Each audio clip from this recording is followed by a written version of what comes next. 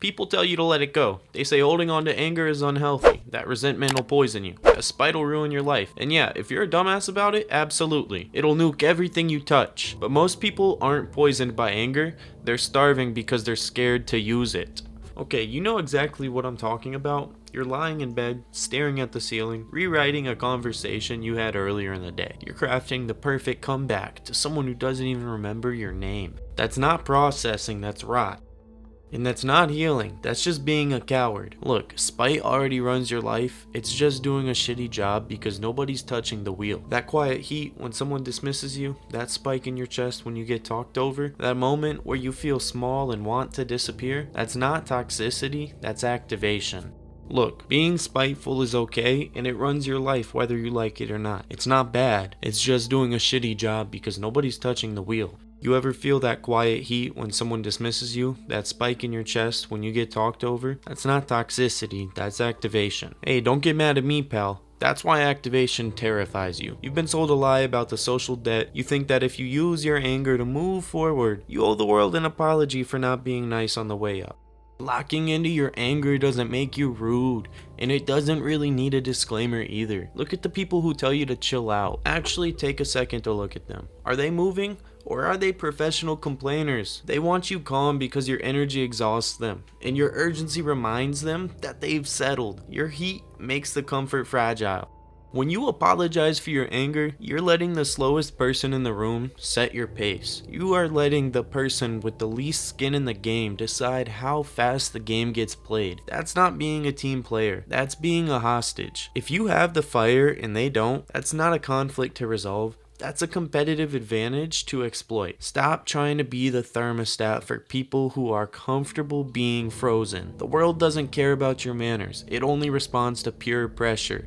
That's why it feels so scary to use your anger rather than to hide it. You've been told a lie that taking the moral high ground is a victory. It's not. Most of the time, the moral high ground is just the loser's locker room. It's where people go to comfort each other after they didn't have the stomach to do what was necessary. Think about the last time someone screwed you over. You felt the heat. You felt how unfair it was. And what did you do? You rose above it. You told yourself you were the bigger person. You let them win, and then you used your morality as a sedative to numb the shame of your own passivity. When you take the moral high ground as an excuse for inaction, you aren't being virtuous, you're collaborating in your own defeat. You're teaching people that they can treat you like a doormat as long as they give you a reason to feel superior about it later. It's a terrible trade, pal. Real virtue isn't being harmless, real virtue is being dangerous and choosing discipline anyways. Hey, if you're a sheep, go on and say it. You aren't peaceful though, you're just waiting for the wolf. But if you have teeth and you have anger and you choose to aim it at a goal instead of a person, that's drive, that's character. Stop confusing your lack of options for a moral choice. If you don't have the fire, you don't have the choice. You're just a sheep. Use your anger.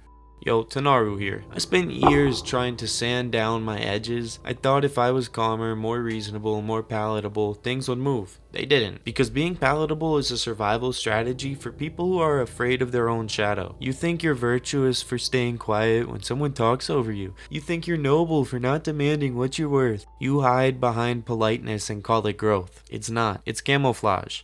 I've watched brilliant people waste entire decades waiting for their turn. They think if they're nice enough, if they follow the rules, if they keep their head down, the world will eventually hand them the keys. It won't. When you sand down your edges, you don't become more effective, you become a sphere. You lose friction, you lose grip, you roll wherever the floor tilts.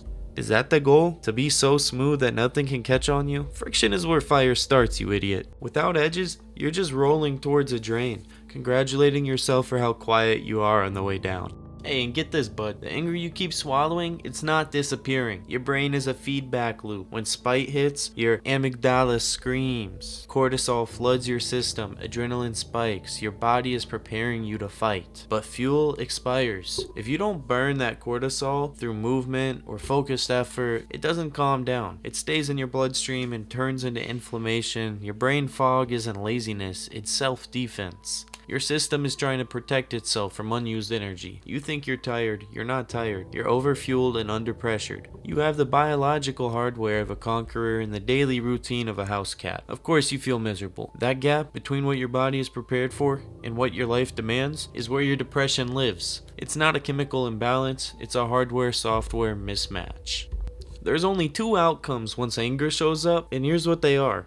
Group 1 uses it to move, they build, they ship, they change the environment. Then quietly, they don't need the anger anymore. They outgrow it. Group 2 rehearses the feeling. They keep the wound open because they think pain makes them deep. They narrate their frustration like it's a job. They're the lead actor in a movie that nobody's watching, bro. Group 2 is kinda what I like to call the narrator. The narrator keeps a mental list of everyone who ever doubted them. A teacher, an ex-boss, someone who laughed at them 10 years ago. They treat that list like a sacred scripture. They tell people I'm working on something big. People are gonna be shocked, but I'm working on it. It just means fascinating about the reaction. They're not in love with the work.